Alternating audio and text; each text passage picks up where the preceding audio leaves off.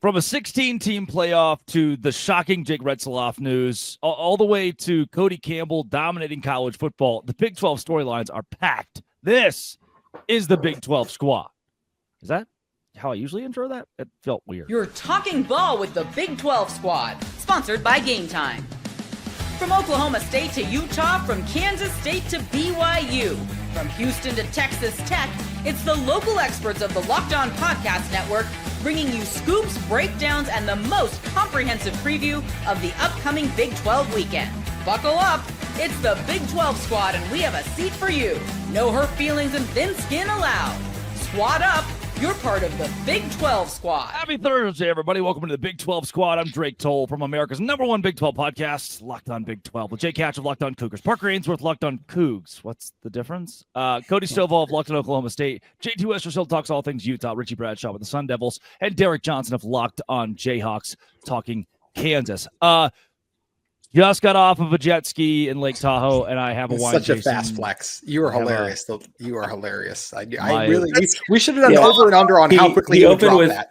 What was different? What was different is your face is on fire and the bed behind you is That's messy. not different. That's what's His different face is today. always on fire. It's wind burn, and I have a wine tasting to get to. So Jake Hatch, wind burn? Whoa. You never heard of wind burn? You said you were in Tahoe, not Catalina. I'm Wine calling tasting. bogus.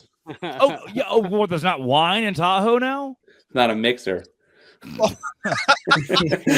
Mixer Drake. That's great. Plenty of storylines abound. He's the journalist. He works KSL, right? Which is just like the best. Thank goodness KSL only talks good about BYU and terrible about Utah. Because rightfully so. Objective journalism. It's Jake Hatch, host of Locked On Cougars. Jake, take it away, boys. All right. He didn't even say he was going to do that. Wow. Well, with that introduction, guys, I think we've been hurt before, but what's the SEC doing?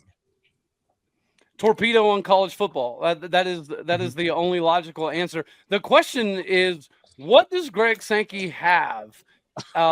He's got to have some benefit to absolutely torpedoing all of college football. At one point in time, it was just beneficial for the SEC. Yeah, we get that.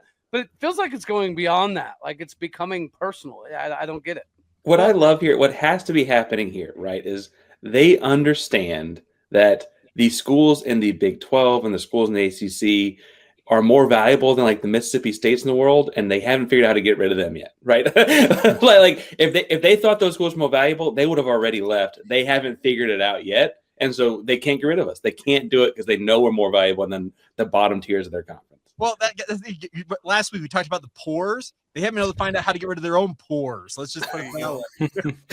Richie still feels his face when you say that every time.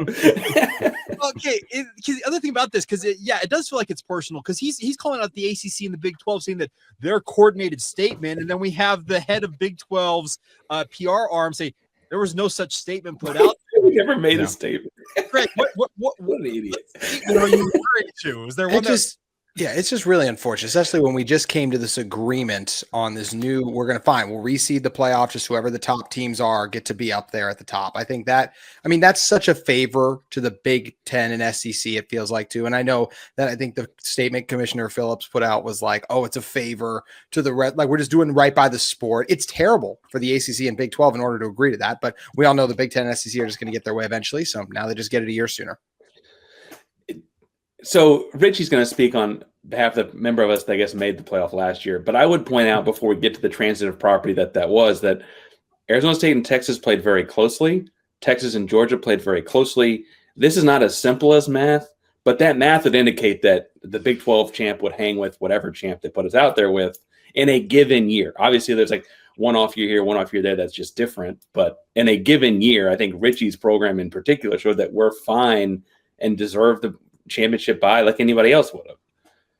Right. And let me add on to that, because when I was previewing ASU versus Texas, and Locked On Sun Devils was very popular in Austin, Texas for about a month-long period, the one thing that I repetitively was told over and over again is ASU does not have the personnel, the players to stack up with Texas. We don't have the NFL players. We're not big enough. We're not strong enough. We're not fast enough. And one of the things that I had said and got ripped on was, sometimes it's not about being the biggest, baddest dude on the field. If you're good at football, you're good at football. Cam Scatterdo, not the fastest guy in the world, not the biggest guy in the world. Last I checked, he was the Peach Bowl MVP on the losing team because he simply was better than Texas that day. And that is something that gets pushed on the rest of the Big 12 and the rest of the ACC. Is everyone looks and they go, well, they don't have SEC talent. They don't got Ohio State talent. And it's like just so disrespectful because you're not looking at the rest of the team entirely. You're looking at, oh, look how many 5 stars ASU has. Look how many 4 stars Kansas State has. That's all that matters to them and to the media and the fans and everything is they look at the stars and they look at the AP rankings and everything, and they're not paying attention to the fact that the Big 12 was deeper than the Big 10 was last year. Mm-hmm. Our 8th place team was better than the Big 10's 8th place team. We talked on here a few weeks ago, gentlemen, about how dominant this conference is with quarterbacks. Like, I can sit here and tell you Sam Levitt's number 1, but I mean, we could have a conversation about several behind guys. Connor Wegman. I mean, if we can get Nick the floor for a second so he can talk about Robert.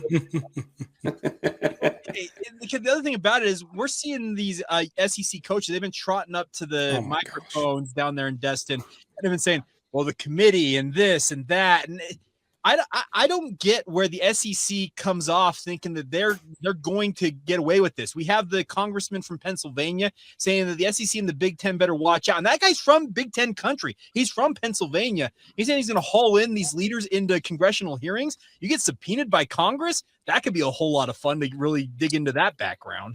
I know Spencer McLaughlin's licking his chops about that. See, I just wonder if, does Greg Sankey actually believe the stuff he's saying? I kind of wonder if he doesn't. What is one way that you can get people on your side? I mean, we not to make this political, but we see this in the political world all the time. It's try to antagonize your opponent. It doesn't matter what side of the party you're on. You're trying to antagonize your opponent. And so Greg Sankey saying stuff like, oh, well, clearly then we're just making all that matters, the win-loss column and stuff like that, not the strength of schedule. Even though a year before this year, you have Florida State at 13-0 getting left out for a 1-loss Alabama team. It's hypocritical. I refuse to believe that Greg Sankey in the position he's in is not a smart enough guy to not know what he's doing. So I think he knows he's being a hypocrite. I don't think he cares. He's trying to alienate the rest of the country, because then what happens is you alienate the ACC, the Big 12, all these other schools, and then all of a sudden you wait for them to strike at the SEC, to say something they're not supposed to do something they're not supposed to, and then Greg Sankey can play the victim card and say, oh, see, no, this is your fault.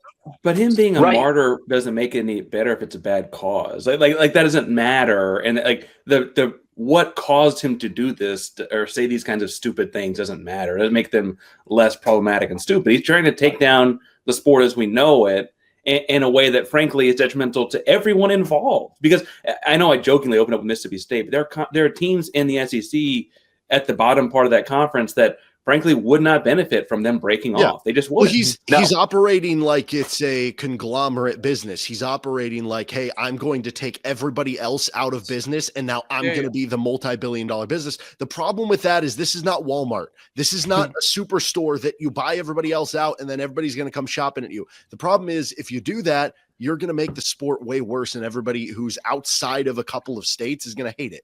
Well, I think it's ironic that Parker mentioned Sankey viewing himself as a potential martyr, because one thing I feel like he might be missing is part of this. Does Osama bin Sankey not remember that the Big Ten has won the last 2 national titles?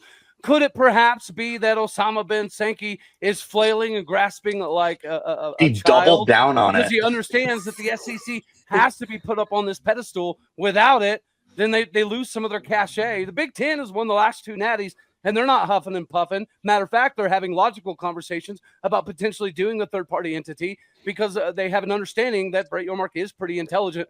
Greg Sankey is just he's a smooth criminal. Well, remember, this is the SEC that schedules the Citadel for Week 12 every single year, talking about strength of schedule. So, but hypothetically speaking. Well, hold on, Lane Kiffin. The only thing I want to say really quick is just I really hope we do what we can to protect any given Saturday. Arizona State versus Texas proved that still exists, and they're trying to take that away from us, and it sucks. It's the best. Any given Saturday, it's what makes college football the best sport on planet Earth. And this conference the best too. Perfect. Yeah. Yes, it is. I know Utah got fans don't want to be here, but I want to be here. They talk crap, but I honestly think that they kind of loathe the fact that the Big 12 is competitive every single week. Yeah, they have the major brands that carry a lot of the TV numbers, but if the Big 12 is constantly the conference that is the most entertaining, eventually those TV numbers have to be indicative of that. And I think Sankey is afraid of the Big 12 ever catching up. You know what else the Big 12 has for the Big 12 has this for TV numbers too, guys. Yep. Hey, Molly. All right. Great for TV numbers. Always great for TV numbers. Coming up next, a program that is obviously near and dear to my heart has a quarterback controversy, and it could open the door for a number of other Big 12 programs to take advantage. We'll get into that next as the Big 12 squad rolls on. And we're only getting started with FanDuel. Folks, the NBA playoffs are in full swing. They have been awesome. So have the Stanley Cup playoffs. Every night deserves and delivers highlight-worthy performances, major momentum shifts, and can't-miss moments. Whether it's a game-winning shot or a breakout player, there's never been a better time to get in on the action. FanDuel makes it easy to stay in the game before tip-off and live. Guys, live betting is such a game changer. You could be betting on player props and lines that are adjusting and adapting throughout the game. Sometimes you don't have a good feel before the game starts, but you get a hunch during the game.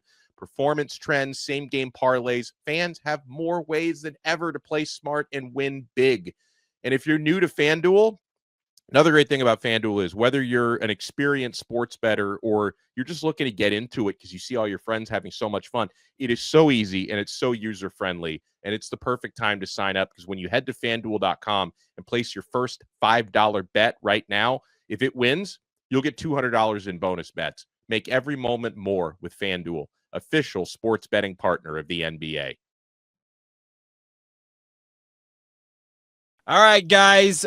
Big news out in Provo, Utah last week. BYU quarterback Jake Retzlaff facing a civil lawsuit alleging, among other things, sexual assault by a woman almost 2 years ago, going back to November of 2023.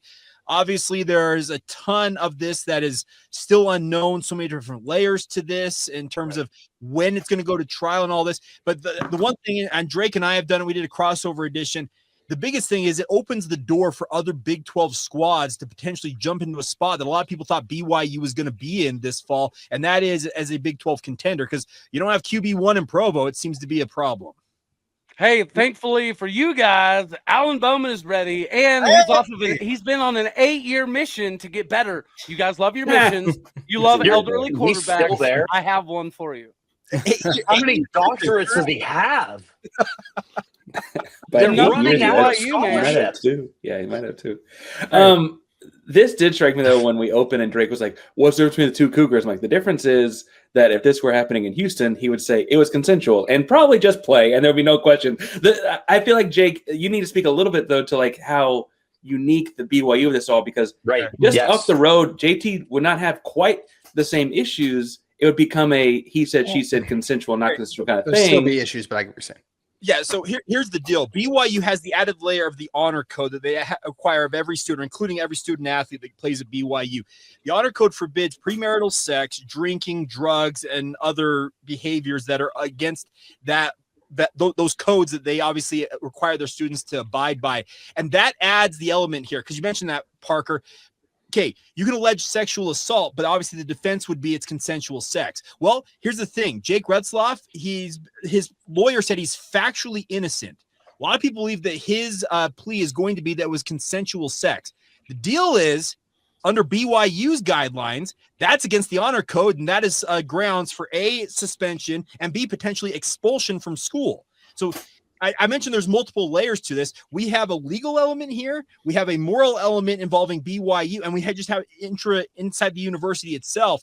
They obviously have precedent previously of other athletes running afoul of the honor code, either being thrown out of school, withdrawing from school themselves to avoid being thrown out, and also facing suspension. So like I said, there are so many different elements to this, and I have no idea which way it's going to go. What was the Brandon Davies one? How long was he for the full year, or was that just a number of games?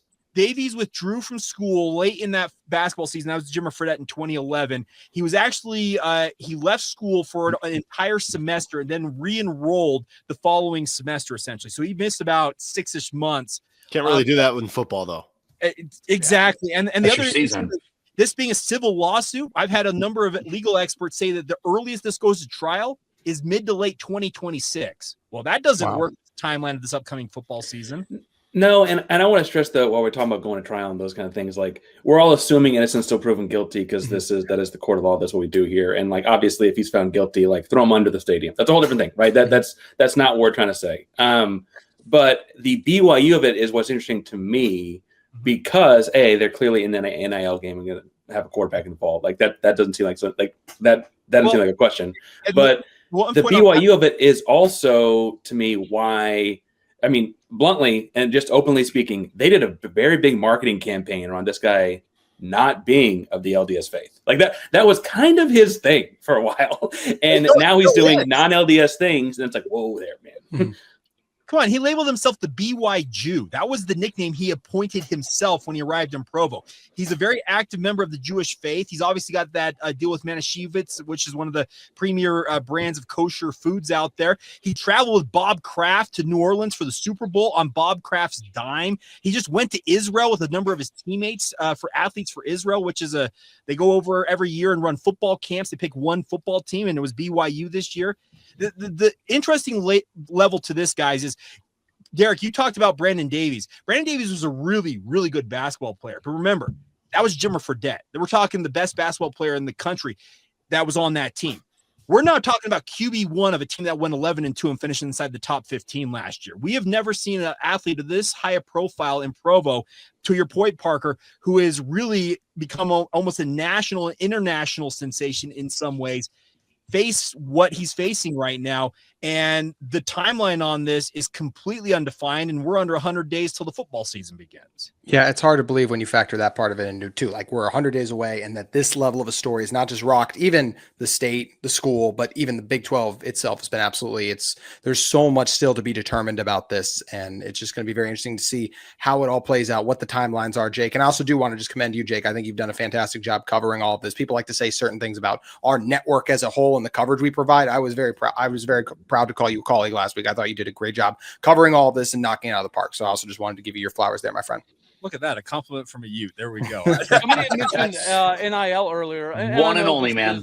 This has kind of always been an issue with collegiate athletes, and it definitely goes both ways. There's equal amounts of hearsay versus actual, tangible evidentiary proof. But nonetheless, this should be factored into NIL nowadays a little bit more so.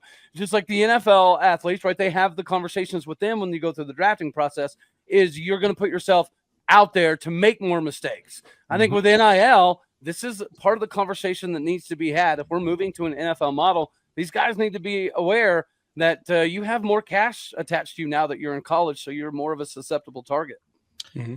Well, and that's big time. Yeah, and that's the other thing is there are a number of Cougar fans out there, and I don't blame them for bringing this up, is why was this filed almost 18 months after the fact? Obviously, there was a criminal investigation done by Provo Police, and the quote from Provo Police Department was they had no actionable intel in terms of the investigation they had to move forward with anything. So like I said, the levels to this go deep, and there's it's absolutely insane to consider how many different things are gonna have to play out if Jake Retzlaff really ever hopes to see the field again for BYU.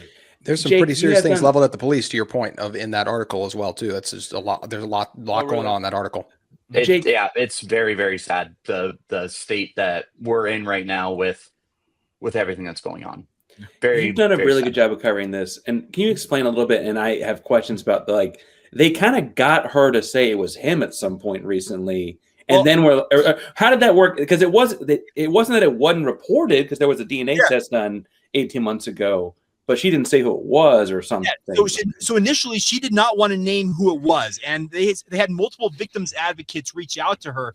And they essentially had to go to her and say, hey, we've had reports of maybe another athlete who's been involved here. We want to see if it's the same name. And then she finally revealed the name. But then they've retracted that statement, so far as I'm aware, saying that they actually don't have corroborating, essentially, reports. They have a police report from that same period that they think is the same thing, but there's not names attached to it because this victim, the alleged victim, has never, I guess, to Provo Police Department's knowledge, ever positively identified to them who the suspect is.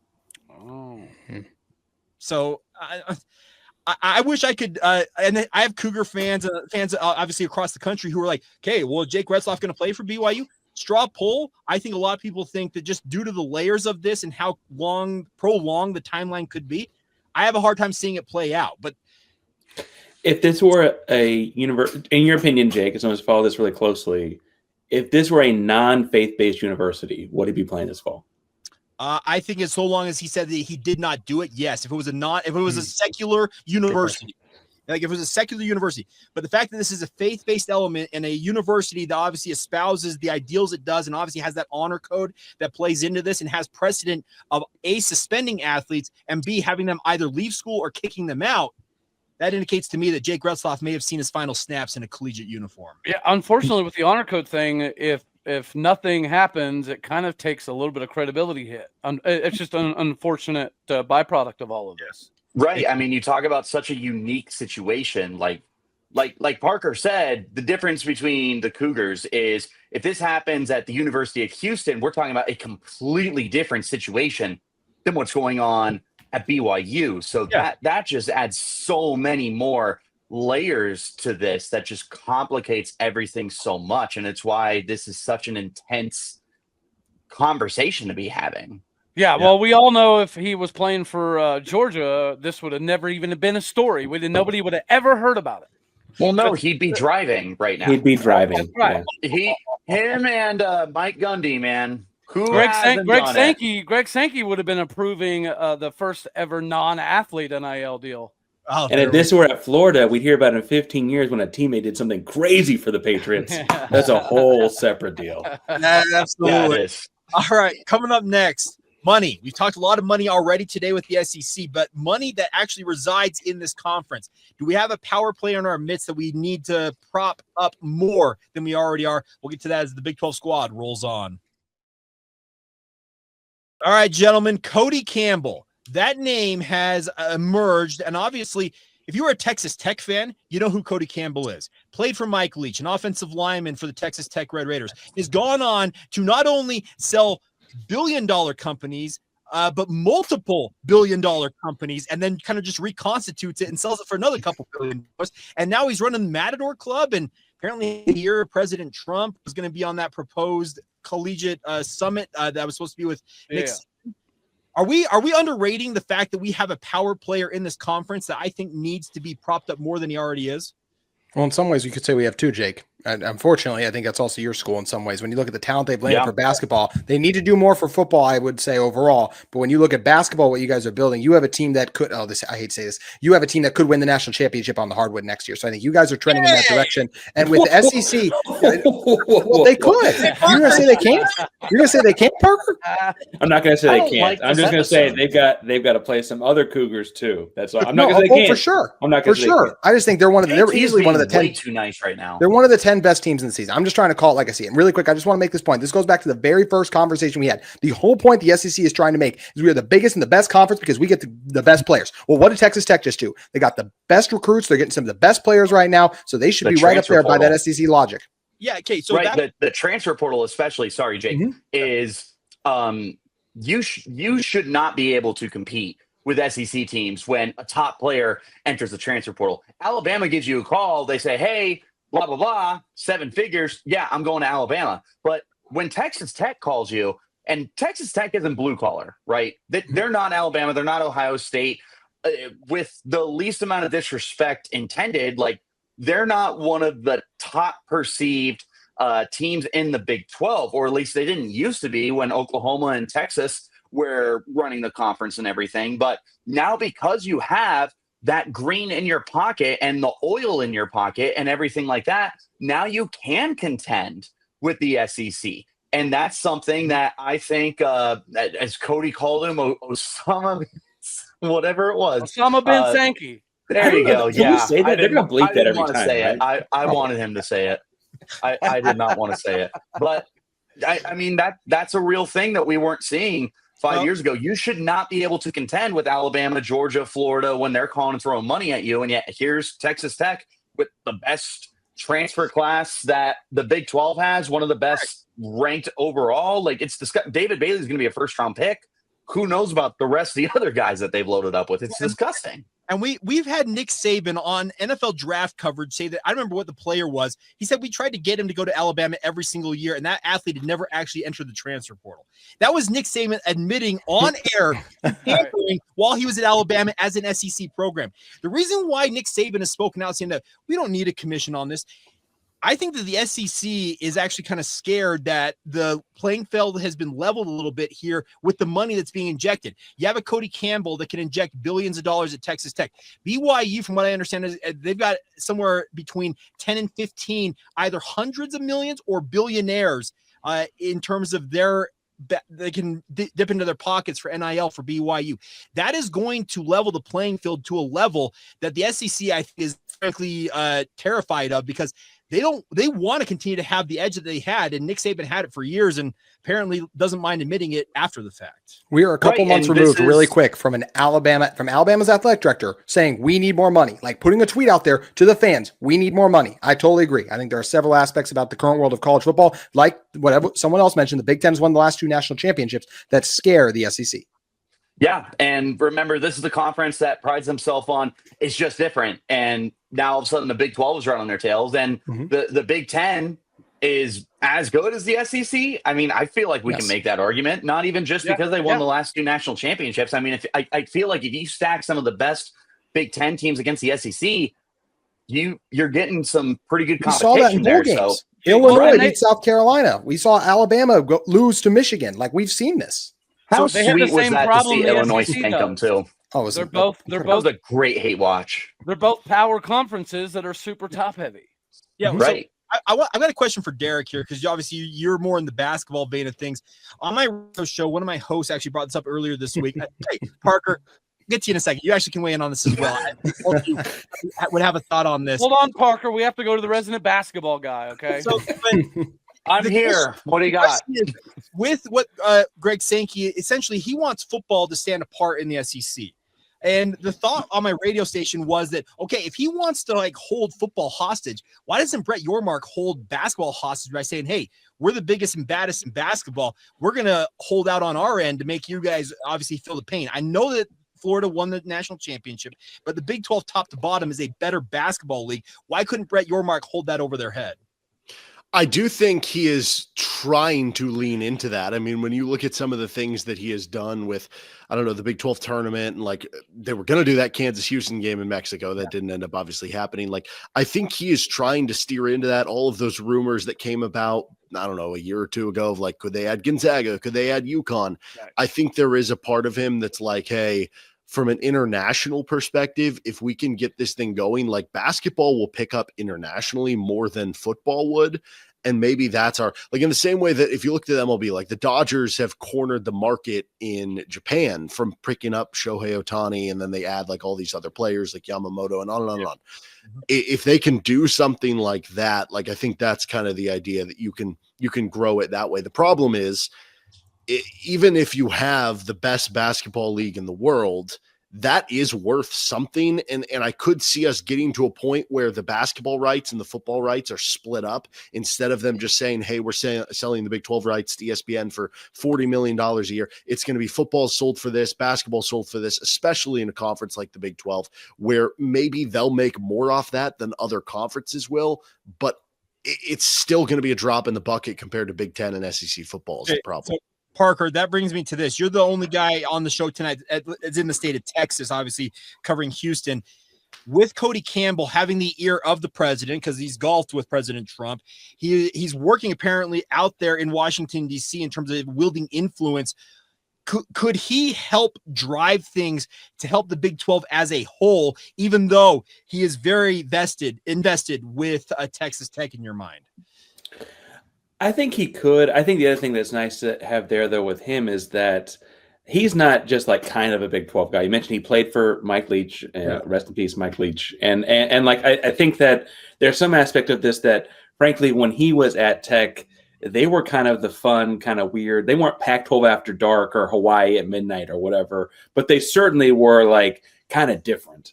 And I think he appreciates like that there's a conference of like kind of different football that, like, as JT said, any given Saturday, you're going to get absolute chaos in the Big 12, right? That's part of the fun. It's a bunch of quarterbacks throwing for 400 yards and Cam Scatterbo running like crazy. Like, it's a bunch of fun stuff happening every Saturday. I think having him connect the conference in that way will help. I also think it's worth pointing out, though, that it's another billionaire.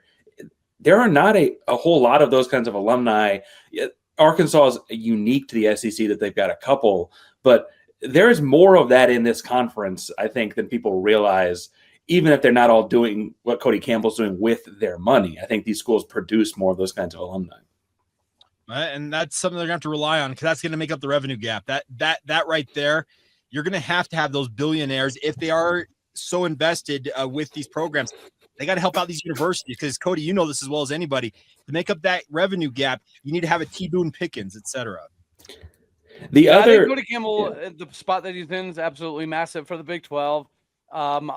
This whole thing can't happen soon enough. The commission or whatever, that stuff clearly needs to happen quicker rather than later, because Sankey needs somebody to check his diapers for him occasionally.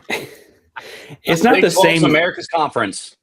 It's not the same role, but I would point out, while we're talking about, presidential connections to the Big 12, that he appointed Tillman Fertitta, like longtime Houston donor, big time Houston guy, as the ambassador to Italy. Like there's a connection that it's not the same. He's not asking for opinions on college football, but like clearly he has his eyes on Texas in that kind of way, at the very least, if not also the Big 12.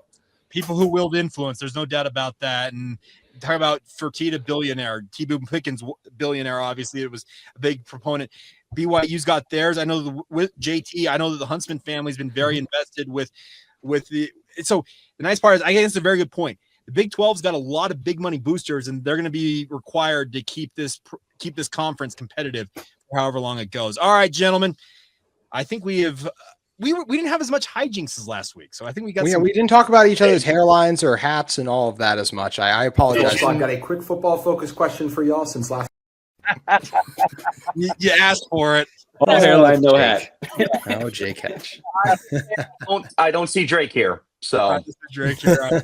All right, so denominator.